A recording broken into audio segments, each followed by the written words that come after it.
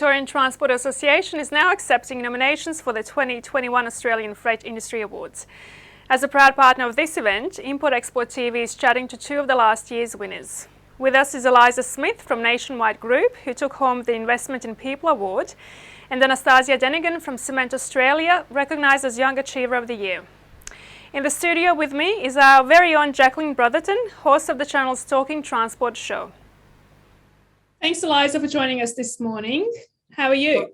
No worries. Thank you for having me. I'm good, thank you. Much like everyone else, just coming to you from my house, locked away nicely. How are you? Not too bad, thank you. Now, you were given the Investment in People Award last year for Nationwide Group. Could you please explain to us what exactly does that mean and how has that improved things over the past year for the group? Yeah, sure. So for us, it was an amazing recognition. We feel as a business that we do genuinely invest in our people. We're committed to attracting and retaining the best people out there and ensuring that we do develop them. And we're really, really big on giving back to our people who we feel give so much to us. So, for us, it's meant that we've obviously got that verification from the Australian Freight Industry Awards and the backing of the VTA, which has just been really reassuring that we're doing the right thing by our people. But it's also meant that we've been able to use that to attract and retain the highest quality candidates, because people look for businesses that truly do invest in their people, I feel. So you can kind of feel that you're doing the right thing and you think you're doing the right thing, and you can measure it through engagement surveys and pulse checks and whatever, but to have that actual third-party verification that we are investing in our people is really encouraging, and good to know that what we're investing with our resources into sort of brainstorming and introducing and tweaking initiatives is paying off and has continued to pay off. Yeah. Jacqueline, do you have a question for Eliza? I do have one. I wanted to know, Eliza, how do you do the recognition for your people? Do you recognise them as well as, as putting the money into them and the time? How do you recognise them as well? Now the company's been recognised for these awards. How do you do that with your staff? Yeah, so we have a formal sort of system where we're a huge business, we're national, we have a lot of frontline workers, so truck drivers and roadside patrols out on the road. So firstly, we make sure that any recognition that's received from the public is passed on to those drivers. So we'll lodge it through a system and just make sure that it's fed back to them in the right way. We then also, with our employees, will encourage them to lodge any positive feedback through this system that we have. Then at the end of each month, those submissions are reviewed. All the employees and representatives are contacted to be advised of their positive feedback, but then one person is picked out of the patrol group, the tow truck operator group, and the employee group as the respective people of the month. And then all those people of the month go into the running for the people of the year. So then we'll call them out at the end of the year as well, make a big deal about them. Now, Eliza, what sets you guys apart from the rest within the industry, would you say? What's so special about your services and your skill sets? I think there is that genuine commitment to giving back to our people because we recognise just how much they give to us, being in the industry that we're in a 24/7, 365 business. Nothing really stops for us. So, just making sure that we obviously do the reward and recognition piece properly, and we're constantly reviewing it. But in addition to that, I'm someone who's super passionate about culture. So we've got a culture club at work that was sort of established to come up with a few initiatives and ways to keep the business engaged and to keep that culture that is really about supportiveness, being connected, inclusiveness, and really social, and just sort of non-work related activities that people can be a part of, making sure that we're really calling out wellbeing and mental health for our representatives, and yeah, I suppose we've got a few policies and things that we've introduced, like our flexible working arrangements. So making sure that people are getting that work-life balance. And yeah, the training and development opportunities that we offer from within. So Yeah, it's quite a bit. the work-life balance, especially the last 18 months, has changed totally due to COVID. How are you tackling that? Absolutely. So yeah, I mean, it's been really hard. It was particularly hard at the beginning, being a workforce that wasn't really used to being remote. So we adapted quite quickly and really, really well to setting up with laptops and things and being able to continue to operate. But yeah, so whenever we sort of get the opportunity to move people back into the office, we'll try and encourage them to come in, to have those social connections and interactions when they do come in. We've been running things like, most recently we did Office Olympics, because it was sort of timing with the Olympics. So just sort of out of the box activities just to lift people's spirits. We've also been sending out mental health webinars for people that run during work hours and just encouraging them to take that break. And then each manager has been huge, and it sort of starts at the top. So our leadership team have been really big on encouraging people to get out for walks and make sure that they get their hours back as well. Because yeah, it is really hard at the moment to sort of draw that line between work and life, because everyone's sort of working from their personal spaces at home. So Definitely. yeah. I just wondered, with the winning of the award, Eliza, did you find that while the company was very proud of winning the award, did you find that the employees were very proud of that accomplishment as well? 100%. And I think it's kind of corny and a bit like cliche, but I really do think that they were like, you know, we've been recognised for what we do. There's so many people that can put their hand up as a case of being invested in, so going through training or whatever, being pushed to take on new opportunities within our business. So yeah, I think everyone was really excited and really proud of it. As there should be. Yeah, yeah, that's right. And lots of times it doesn't communicate well down through the ranks. So that's really great that has happened. Yeah. Yeah, for sure. Yeah, we had a big sort of celebration when we could at one of our sites, which was nice to make sure that everyone was there and everyone could really take part in the sort of excitement, I guess, that came with winning this. So yeah. Lovely. Well, thank you, Eliza, for joining us here today. And congratulations on that award for last year. Just lastly, these awards, the VTA has been holding these awards for the last 32 years.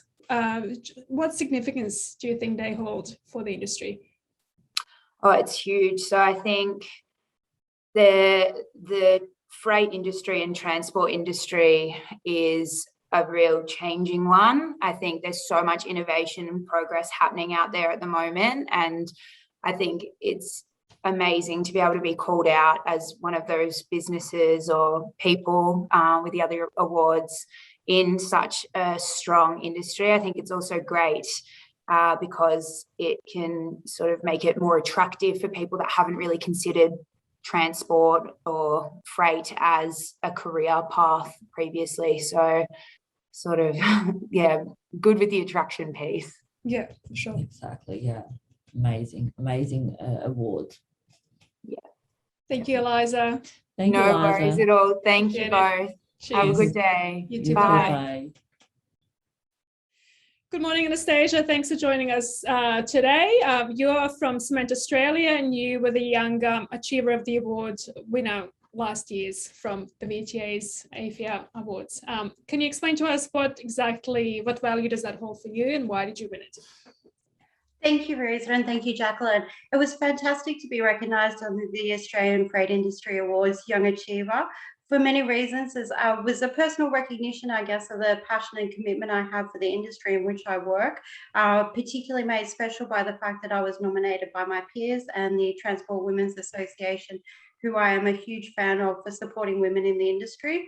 It meant a lot as well as I've been in this industry for a long time and I'm extremely passionate about it. And there's a lot of hardworking people in the industry. So being recognised amongst my peers was very special. So Annastasia, you've been in the industry now most of your working life. And so this is a recognition of all of that. And you've also done a lot in the safety and compliance area and achieved a lot in just that short time you've been here.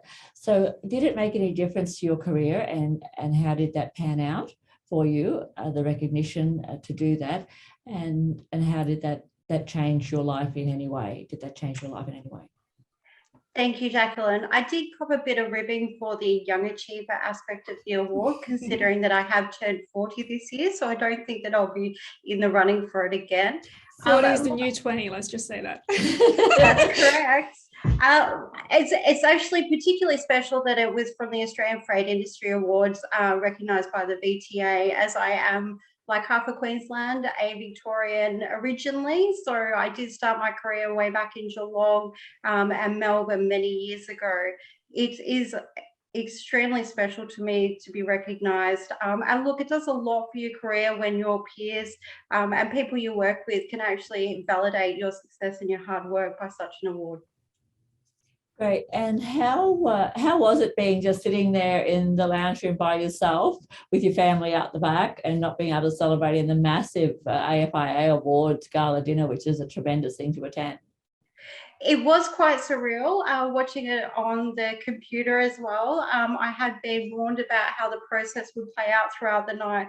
And so when Peter Anderson started announcing the award, I'd actually thought that I'd missed out on being named the winner, as they told me that I would be notified a few minutes before the announcement starts. So when Peter actually started talking about my profile and I realized it was myself, I think I reacted very similar to the Olympic athletes, and yes, was probably lucky that I wasn't on camera already. But look, I had family and friends watching around the country, so it was still very special. But look, I've heard those award gala dinners are fantastic, and I really was quite disappointed I didn't get to meet the fellow award nominees and winners as well. Yeah.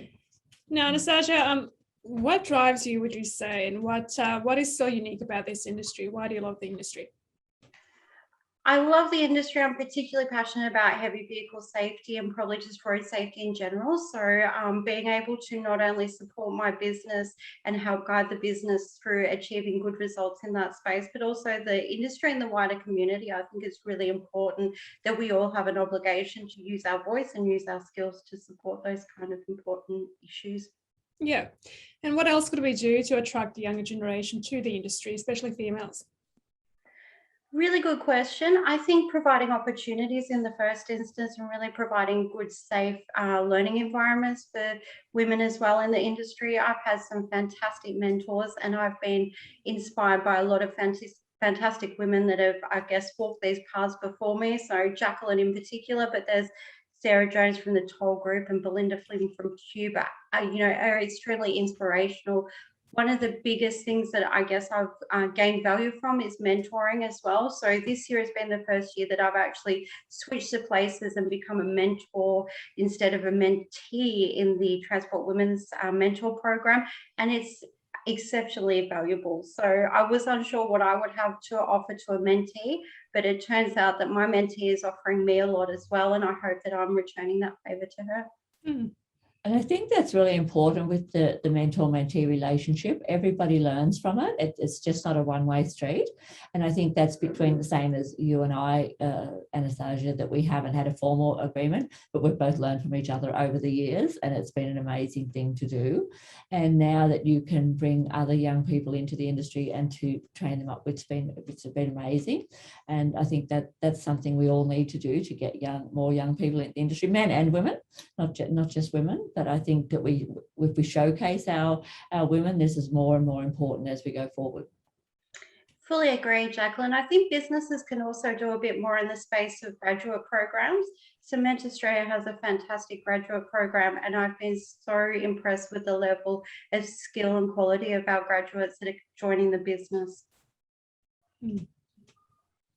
And where to from here? Where do you see yourself going in the future? That's a really good question, and I cannot answer it yet. So I'm currently completing an executive MBA at QUT. I just started this year, and I was encouraged to follow, I guess, the footsteps of Melissa Strong, another fantastic woman in this industry. So I am 7 months in, thoroughly enjoying it. And so I'm not really sure where the future takes me. I do believe, however, due to my passion, that I will always be involved in road safety and the heavy vehicle industry. Yeah. And I think that's true, Annastasia. You started in the industry very young in Geelong and won the Youth of the Year a long time ago, and then a Young Achiever now many years later. So you're still in that young group, and Yes. and still encouraging young people to go in here. But once you get into transport, freight and logistics industry, it's very, very hard to move out of it. So I think we're all going to be in here for a long, long time to come, and I encourage everything to go forward for you. And that MBA, as I said, we encourage you to get into it in the first place. And it's been a hard slog the last 12 months for you. I appreciate that, and to know that you're moving forward with that and your mentoring and everything. It's just a credit to you, and to become such a role model in the industry is just amazing. To see your growth over the last 12 or 15 years has been incredible. I'm very, very proud to know that, to see you grow. Thank you, Jacqueline. Personally, I could never thank you enough for all the support that you've provided over the years. But I probably, one parting statement I would suggest to any of the other young people interested in joining the industry is really embracing industry associations, whether that's Transport Women's Association, the Victorian Transport Association. There's so many fantastic associations that actually embrace, foster and support growth amongst the young leaders of the industry. Yeah. Absolutely, that's so true. I've been involved in associations since 1987, so it's just an amazing thing for you to do, and it just takes your career in so many amazing places. That's right. Thank you. Thank you so much, Anastasia. Goodbye. Such a pleasure. Thank you very much. Bye. Take care. Thanks for your time today, guys. Cheers. Bye-bye. Thank you. Bye. See ya. The deadline for this year's 6 award categories is August the 23rd. Make sure to check out the VTA's website for more information. Thanks for watching. We'll see you next time.